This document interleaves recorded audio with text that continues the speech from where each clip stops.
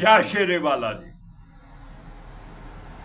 7 जुलाई 2024 सुबह तड़के 4:31 पर शुक्र कर्क राशि में प्रवेश करेंगे। कर्क राशि शुक्र की शत्रु राशि है और शुक्र बुध के साथ युति करेंगे। शुक्र और बुध के ऊपर मंगल और राहु की दृष्टि रहेगी। शुक्र का यह गोचर जो कर्क राशि में होने जा रहा है आपके लग्न के लिए क्या फल देगा, इसी के ऊपर चर्चा करने वाले हैं इस वीडियो में। और क्या उपाय करने हैं, क्या सावधानियां बरतनी है, मैं बताऊंगा आपको। बने रहिएगा मेरे साथ वीडियो के अंत तक।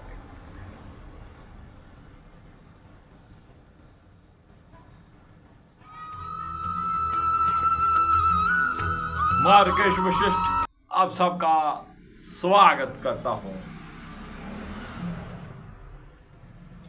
जो दोस्त पहली बार इस चैनल के ऊपर आए हैं उनसे गुजारिश है कि वो इस चैनल को सब्सक्राइब कर लें और सब्सक्राइब करने के बाद जो बेल का आइकॉन आए उसको भी दबाएं। बेल का आइकॉन दबाने का लाभ ये होगा जो भी वीडियो हम अपलोड करेंगे उसकी नोटिफिकेशन आपको तुरंत मिल जाएगी। आप और नई जानकारी के साथ तुरंत जुड़ पाएंगे। वीडियो पसंद आए लाइक करिएगा, शेयर करिएगा, दोस्तों मित्रों को इस चैनल के साथ जोड़िएगा। चलिए बात करने वाले हैं शुक्र के गोचर की जो कर्क राशि में होने जा रहा है। सर्वप्रथम बात करेंगे मेष लग्न की। मेष लग्न के लिए शुक्र द्वितीय भाव के स्वामी होने के साथ साथ सप्तम भाव के भी स्वामी होते हैं और चतुर्थ भाव में गोचर करेंगे। लग्नेश मंगल की दृष्टि रहेगी, राहु की दृष्टि रहेगी। घर परिवार का सुख, खाने पीने का सुख यानी कि अच्छी स्वादिष्ट वस्तुओं का सुख आपको मिलने वाला है, लेकिन वहां पे कुछ लापरवाही भी हो सकती है, तो उससे आपको बचना है। उतना ही खाना है जितना आप पचा सको। घर परिवार का सुख जहाँ पे मिलने वाला है और माता श्री की सेहत पहले से बेहतर रहने वाली है, लेकिन राहु की दृष्टि कुछ ना कुछ उतार चढ़ाव उसमें देगी। घर क्लेश की स्थिति भी कुछ बना सकती है ये राहु की दृष्टि। कोई आप वाहन लेना चाहते थे, कोई आप प्लॉट लेना चाहते थे, घर लेना चाहते थे, ये राहु की दृष्टि कुछ ना कुछ वहां पे प्रॉब्लम क्रिएट करेगी, उसे डिले कर देगी, वहम भरम उत्पन्न करेगी। सप्तम भाव का स्वामी होगा चतुर्थ भाव में, उसके ऊपर मंगल राहु की दृष्टि। पति पत्नी संबंध कहीं ना कहीं ये राहु की दृष्टि के कारण कुछ डामाडोल हो सकते हैं, तो अपने लाइफ पार्टनर की सेहत का कुछ ध्यान रखिएगा। प्रेम प्रसंग अगर किसी का कुछ चल रहा है, जो कोई लव मैरिज को आप करने वाले थे, तो वहाँ पर राहु की दृष्टि कोई ना कोई प्रॉब्लम खड़ी कर देगी। तो राहु का यहाँ पे कुछ ना कुछ उपाय जरूर कर लीजिएगा और शुक्र को अच्छा रखने के लिए गाय की सेवा करिए। जो पहले से ही विवाहित हैं और पति पत्नी में आपसी कोई मनमुटाव चल रहा है, या आपको लगता है अच्छा तालमेल नहीं बैठ पा रहा, या किसी एक की सेहत बहुत अच्छी नहीं बैठ रही, तो ऐसे समय में एक बार अपने लाइफ पार्टनर के साथ दोबारा फेरे ले लेना अति उत्तम है। चलिए बात करते हैं वृषभ लग्न की। वृषभ लग्न के लिए शुक्र लगन के स्वामी होने के साथ साथ छठे भाव के भी स्वामी होते हैं और तृतीय भाव में गोचर करेंगे। लगन का स्वामी तृतीय भाव में, छठे भाव का स्वामी तृतीय भाव में। छोटे भाई बहनों के साथ संबंध बहुत ज़्यादा मधुर नहीं रहने वाले, कुछ ना कुछ उनके आपसी सहयोग में, तालमेल में कुछ कमी रहेगी। कभी वो आपका सहयोग कर देंगे, कभी नहीं करेंगे, ये उनकी इच्छा पे निर्भर करता है। लेकिन बहुत ज़्यादा मधुर संबंध यहाँ पे नहीं रहने वाले। आपके मन में कुछ ना कुछ ख्यालात ऐसे आते रहेंगे कि ये मेरे भाई बहन जो मुझसे छोटे हैं मुझे सहयोग नहीं कर रहे हैं। कुछ ना कुछ वहम भरम आपके अंदर उत्पन्न हो जाएगा। ये होगा राहु की दृष्टि से। बस गाय की सेवा करिएगा, अपनी सेहत का ध्यान रखिएगा, क्योंकि लग्नेश शुक्र के ऊपर भी राहु की दृष्टि या मंगल की दृष्टि है, तो अपनी सेहत का भी ध्यान रखना है। लेकिन आप एक नए जोश के साथ आगे बढ़ेंगे। चलिए बात करते हैं मिथुन लग्न की। मिथुन लग्न के लिए शुक्र पंचम भाव के स्वामी होने के साथ साथ द्वादश भाव के भी स्वामी होते हैं और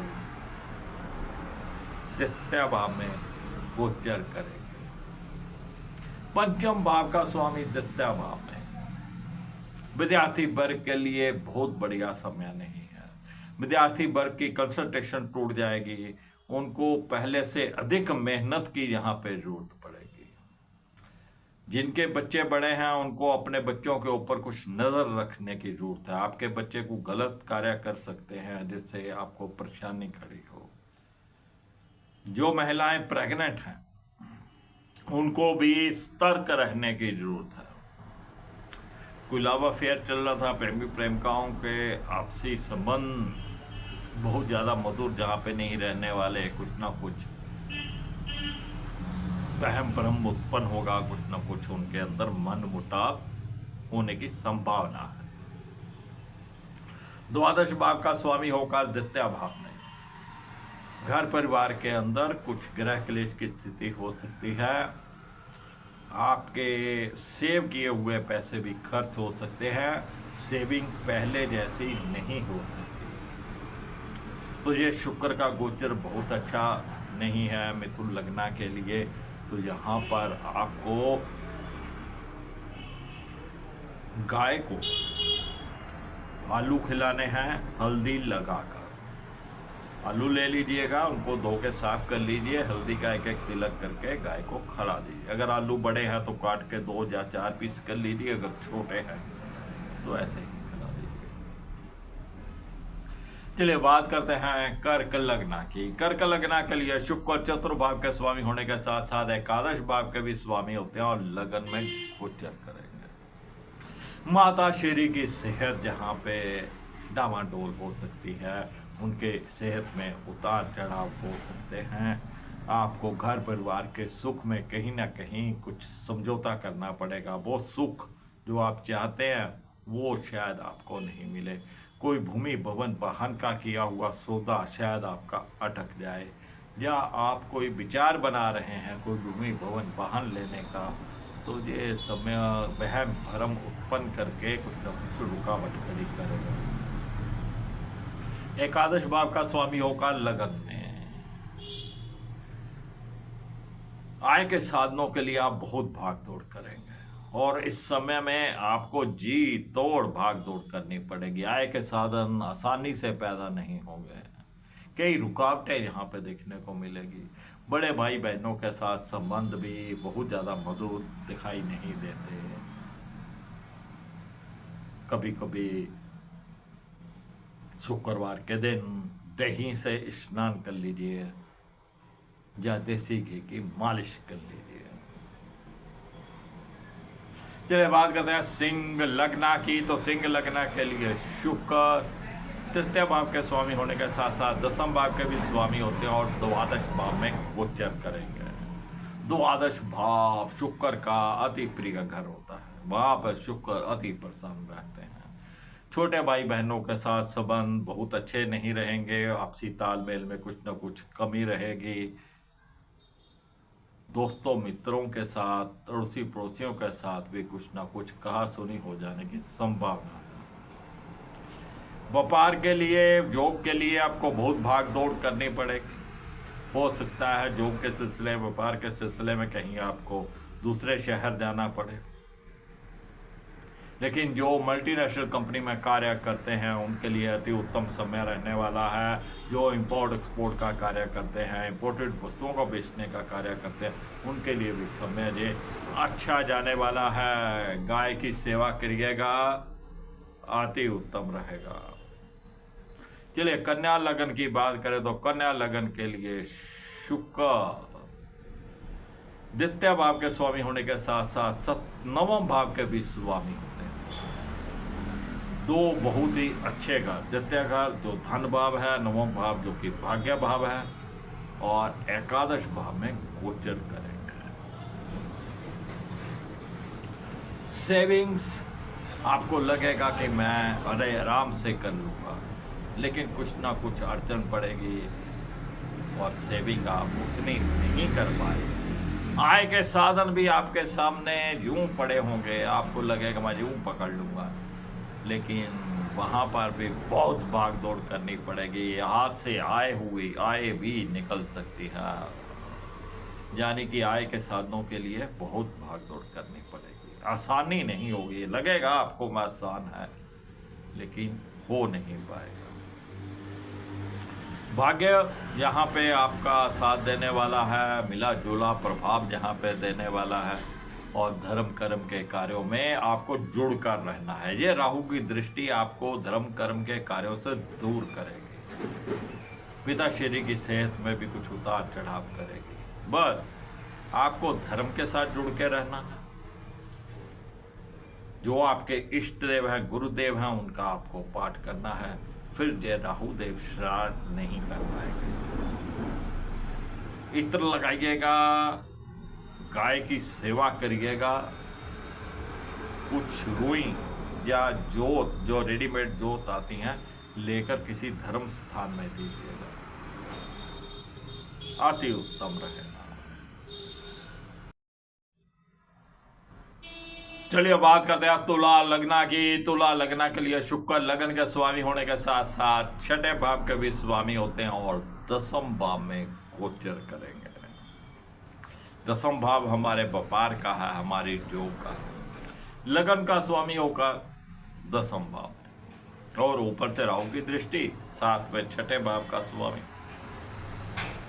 आप अपने आप को व्यापार में, अपने जॉब में इतना ज़्यादा इन्वॉल्व कर देंगे कि आपको पता ही नहीं लगेगा कि मैं इतना इसके अंदर घुस गया।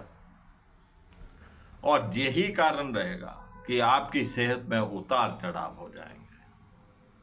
व्यापार में, आपकी जॉब में छोटी छोटी प्रॉब्लम्स चलती रहेंगी। कोई ना कोई आपकी लेग पुलिंग भी कर सकता है, उससे भी आपको बचना। कोई चुगली निंदा लगा देगा। आपको समय पे जाना है, अपना काम पूरा करना है और समय पे आना है। कोई बहाना आपको अपने बॉस को नहीं देना। इसी प्रकार आपको अपने व्यापार में भी जो है बहुत सतर्क रहना है। लेकिन व्यापार को या जॉब को सही रास्ते पे रखने के लिए मेहनत की भी जरूरत पड़ेगी, लेकिन उसमें आपको इतना ज़्यादा इन्वॉल्व नहीं हो जाना है कि आप अपनी सेहत खराब कर लें। बस गाय की सेवा करिएगा, ये सब में अभी निकल जाएगा। चलिए वृश्चिक लग्न की बात करें तो वृश्चिक लग्न के लिए शुक्र द्वादश भाव के स्वामी होने के साथ साथ सप्तम भाव के भी स्वामी होते हैं और भाग्य भाव में गोचर करेंगे।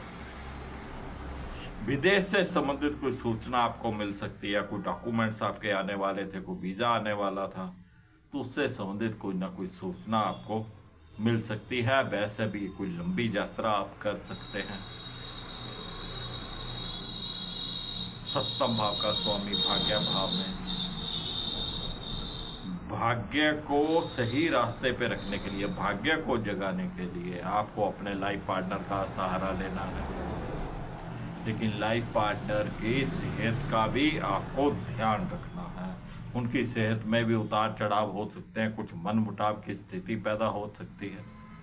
लेकिन अगर आपके जॉब में, आपके व्यापार में कोई रुकावट आती है, तो कोई समस्या खड़ी होती है, उसकी डिस्कशन आपको अपने लाइफ पार्टनर से करनी है, तो वो समस्या निकल जाएगी। बस थोड़ा सा दूध लीजिएगा दिन के समय में, उसमें आधा चम्मच शहद मिला लीजिए और उसे डेली पीजिएगा।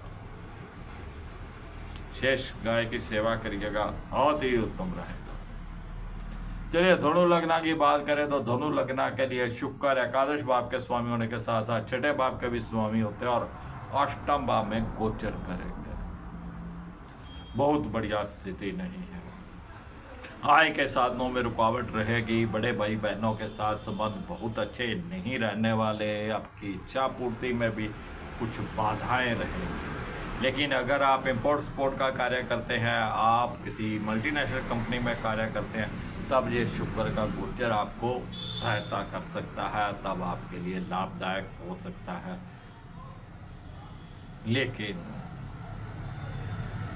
आपको एक कार्य करना है कि आपको अपने लाइफ पार्टनर के साथ कोई लड़ाई झगड़ा नहीं करना है। ऐसे समय में लाइफ पार्टनर के साथ किया गया झगड़ा और उसके द्वारा कुछ अपशब्द बोला गया, आपको भारी पड़ सकता है। सफ़ेद जवार, काली गाय बिना सींग वाली, उसको 2-4 मुट्ठी स्पेशल डालिएगा। 6-7 वाली जो भी गाय हों उनको डालिएगा, तो ये शुक्र का गोचर आपके लिए अच्छा निकल जाएगा।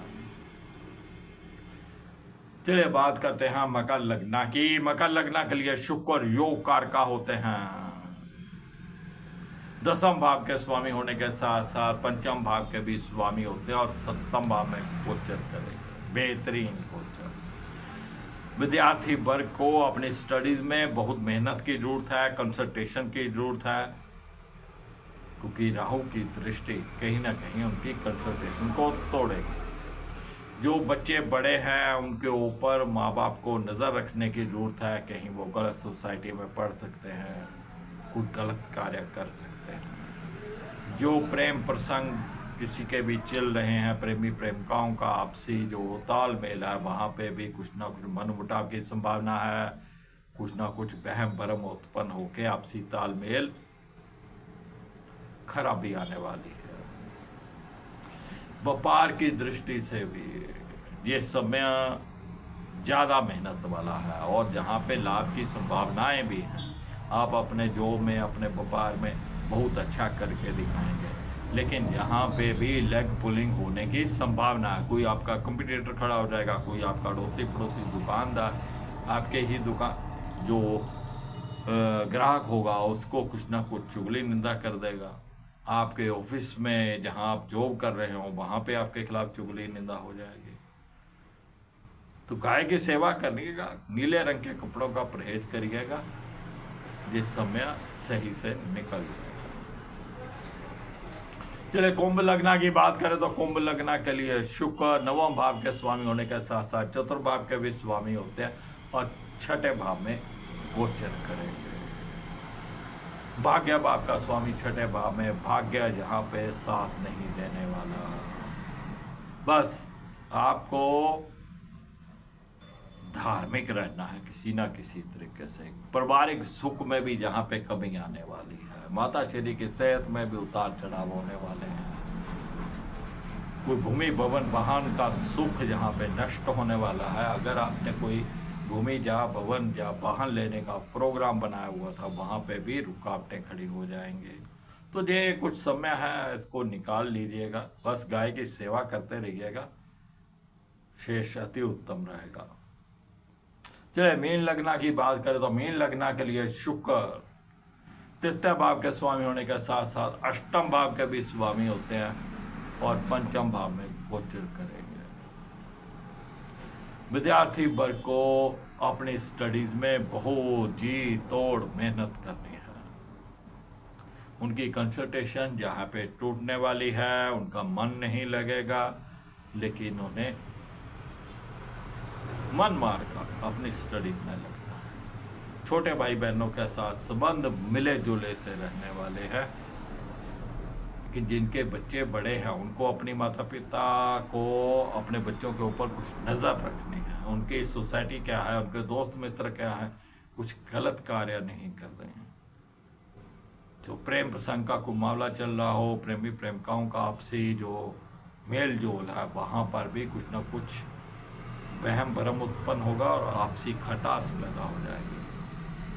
तो जैसे तैसे आपको निकालना है मीन लगन वालों को।